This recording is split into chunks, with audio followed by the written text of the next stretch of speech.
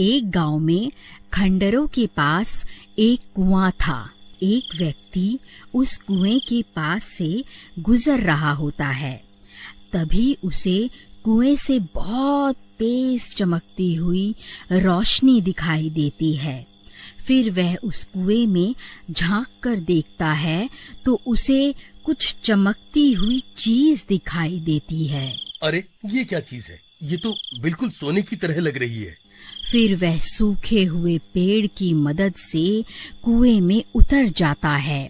अरे वाह वाह, ये तो सोने का सिक्का है। लगता है मेरे हाथ कोई खजाना लग गया है। फिर वह सूखी हुई डंडी की मदद से वहां खुदाई करने लगता है। अरे वाह, मेरा शक तो सही निकला। मैं तो सच में माला माल हो गया। फिर वह और सिक्कों के लालच में और गहरा गड्ढा खोद देता है। तभी उस गड्ढे में से एक हीरे की अंगूठी मिलती है। वह उस हीरे की अंगूठी को खींचने की कोशिश करता है तो अंगूठी के साथ साथ पूरा का पूरा हाथ ही बाहर निकल आता है। यह देखकर वह बहुत घबरा जाता है और उस हाथ से अंगूठी निकालकर जल्दी से पेड़ की मदद से कुएं से बाहर निकल जाता है और वहां से भाग जाता है। फिर एक दिन उस कुएं के पास से गुजर रहा होता है। इतनी तेज रोशनी देखकर वह चौंक जाता है और कुएं में झांकने लगता है। तभी वह खूनी हाथ उसे कुएं के अंदर खींच लेता है। अरे कोई मुझे बचाओ! अरे बचाओ बचाओ! मेरी अंगूठी मुझे वापस लौटा दे, वरना तेरे टुकड़े टुकड़े करके खा जाऊंगा। कंकाल भाई, मैं तो सिर्फ इस कुएं में झांक कर देख रहा था। मुझे नहीं पता आप किस अंगूठी की बात कर रहे हो। कंकाल भाई, मुझे जाने दो। झूठ मत बोल, तूने ही मेरी अंगूठी चुराई है। उसे मुझे अभी के अभी वापस कर दे। हे भगवान, अब मैं इस कंकाल को कैसे यकीन दिलाऊं कि इसकी अंगूठी मैंने नहीं चुराई। अरे कंकाल भाई, मेरा विश्वास करो, मैं सच बोल रहा हूँ। चाहे तो मेरी तलाशी ले लो। अगर तूने मेरी अंगूठी नहीं चुराई तो फिर किसने चुराई है? जल्दी उसका नाम बता। हे कंकाल जी, मुझे नहीं पता कौन कमबख्त आपकी अंगूठी चुरा कर भाग गया है। हे भगवान, आज तो बाल बाल बच गया। लेकिन वह हाथ किसका हो सकता है? अरे यार, कहीं वह हाथ किसी भूत प्रेत का तो नहीं था? हे भगवान, कहीं मुझसे कोई गलती तो नहीं हो गई? अजी, ये आपके हाथ में क्या है? अरे वाह, आप तो बड़े छुपे रुस्तम निकले जी। ये अंगूठी मैं तुम्हारे लिए ही तो लाया हूँ। अरे मर गया रे, ये कंकाल तो मुझे जान से मार डालेगा। अरे कंकाल भाई, मुझे छोड़ दो। मुझे मारने से तुम्हें तुम्हारी अंगूठी वापस थोड़े ना मिल जाएगी। भाई मुझे छोड़ दो, मैं तुम्हारी अंगूठी ढूंढने में तुम्हारी मदद कर सकता हूँ। मुझे एक दिन का वक्त दे दो, मैं तुम्हारी अंगूठी वापस लाकर दे दूंगा। ठीक है, लेकिन अगर तू एक दिन में वापस नहीं आया तो मैं तुझे सूंघता सूंघता तेरे घर पहुंच जाऊंगा। फिर वहीं तेरे टुकड़े टुकड़े करके तुझे खा जाऊंगा। ठीक है कंकाल जी, मैं कुछ भी करके आपको आपकी अंगूठी वापस ला कर दूंगा। फिर राजू कुएं से निकलकर दुम दबाकर वहां से सीधा अपने गांव भाग जाता है। फिर सुबह होने पर सीमा पूरे गांव की औरतों को अपनी अंगूठी दिखा दिखा कर उन्हें जलाने लगती है। अजी, आपको कुछ पता भी है? गोपी ने अपनी पत्नी को इतनी कीमती अंगूठी तोहफे में दी है और एक आप हैं जो आज तक तोहफे में एक फूल भी तोड़कर नहीं दे पाए। अभी के अभी यहाँ से भाग जा।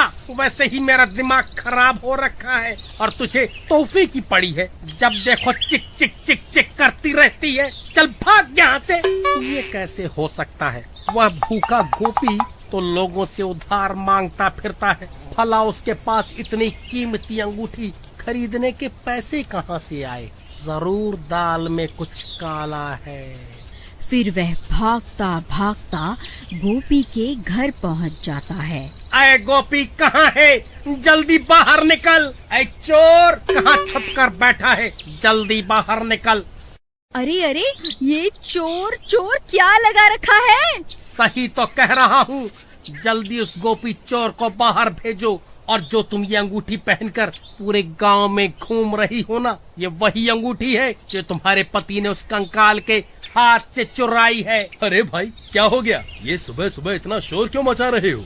देखिए ना, ये कमबख्त राजू बोल रहा है आपने ये अंगूठी किसी कंकाल के हाथ से चुराई है।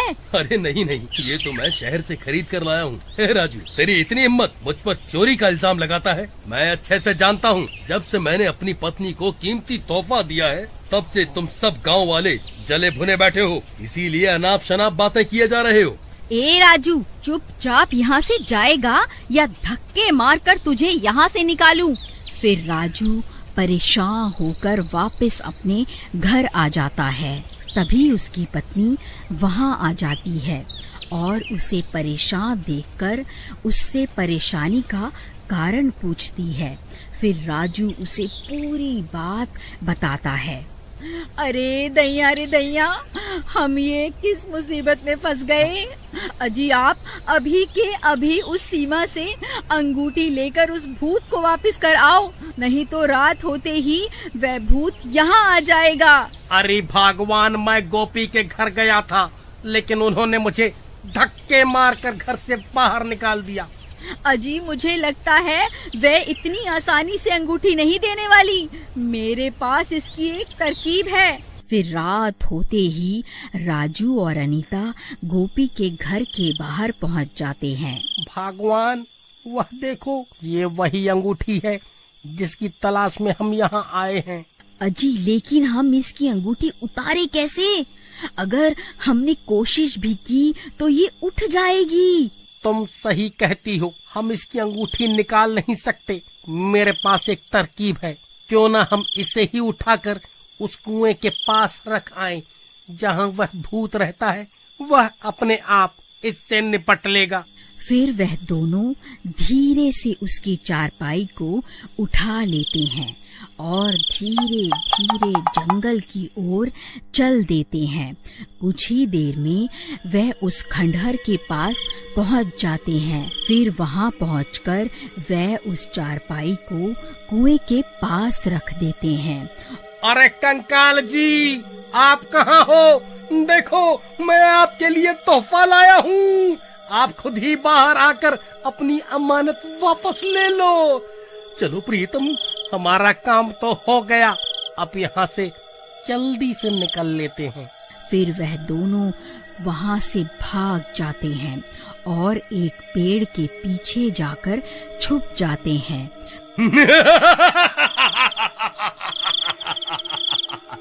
अरे वाह, मैंने तो सिर्फ अपनी अंगूठी मांगी थी, वह गांव वाला तो मेरे लिए एक और तोहफा ले आया।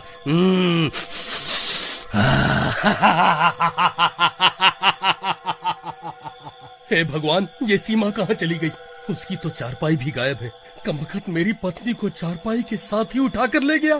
अरे प्रीतम, प्रीतम तुम कहाँ चली गई? तभी गोपी सीमा की तलाश करने लगता है। अरे भाई, तुमने मेरी पत्नी को कहीं देखा है क्या? हाँ भाई, अभी अभी वो राजू और उसकी पत्नी तुम्हारी पत्नी को चारपाई पर लेटा कर कहीं ले जा रहे थे। मुझे लगा शायद तुम्हारी पत्नी की तबीयत खराब होगी। हे भगवान, कहीं वह दोनों उस खंडहर की तरफ तो नहीं गए? फिर वह भी भागता भागता उस कुएं के पास पहुंच जाता है और वहां पहुंचकर हैरान रह जाता है। अरे नास मिटो, मेरी पत्नी को उस भूत के हवाले क्यों कराए? अरे मर गई रे, ये मैं कहाँ आ गई? कहीं ये कोई सपना तो नहीं है? नहीं मेरी रानी, ये कोई सपना नहीं है। मैं ही तुम्हारा राजा हूँ, तभी तो तुमने मेरी दी हुई अंगूठी पहनी है। चलो अब कुएं में चलते हैं, अब से वही तुम्हारा नया घर है। फिर वह कंकाल सीमा को अपने कंधों पर उठा लेता है और उसे कुएं में ले जाता है। अगर आप आगे की कहानी देखना चाहते हैं तो कमेंट करके जरूर बताएं।